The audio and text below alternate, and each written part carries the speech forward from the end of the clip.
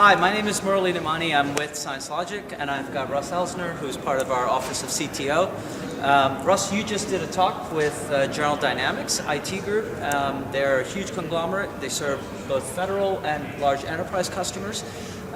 One of the topics you talked about is taming the multi-cloud Tempest, right? And with multi-cloud deployments happening everywhere, some of the business agility priorities of enterprises really isn't just a federal sort of government focus. This is broadly enterprise, right? Yeah, absolutely. So please tell us more. Yeah, so GD, what they find, which is really common, is they walk into organizations who have very siloed organizations. So whether it's political or whether it's technology, where there's lots of different puddles of data, the data's fragmented, the organizations are very siloed, and so they come in with both tools and processes and really drive efficiency into the organization, and they deliver IT as a service. Right, and they have something like 23 tools that they've been trying to collect from, right? Yeah, so it's really about an ecosystem. They will drop in and they'll never know what tools are in place or what data's in place, so they've built this ecosystem around our platform where they can very quickly integrate all the data from all the different sources and then hook that into the automation side of it to really create closed loop workflows to drive business agility. So what are some examples of that outcome of that data set that they're collecting from us? The first one I talked about was about CMDB automation.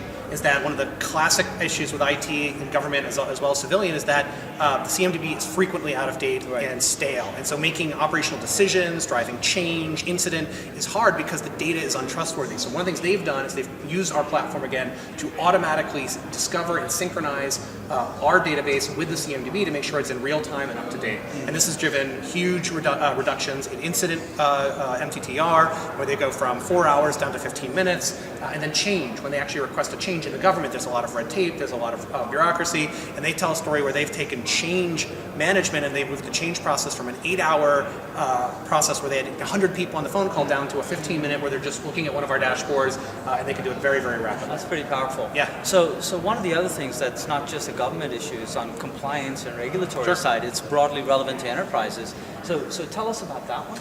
Yeah, so a great example in that one is where they're walking in and helping do DevOps as a service. So create the infrastructure, create the environment that really allows DevOps to move very quickly. Right. And part of this is being able to spin up and spin down assets, but within compliance and within the regulatory requirements of that agency. So government has one, but if you have healthcare, if you have finance, right, it needs to be a controlled process, because one of the things we continually see is cloud spend can be unconstrained, and that actually winds up dampening innovation because people are reluctant to do more projects in the cloud because they can't predict cost.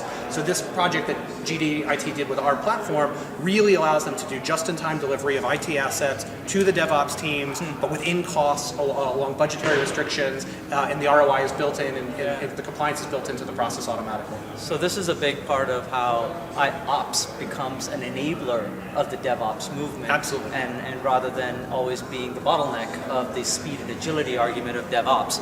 So anyway, so those are great examples. To learn more, we have a webinar coming up, and we'd like to have you guys listen to the full talk with Gary from GDIT and Russ.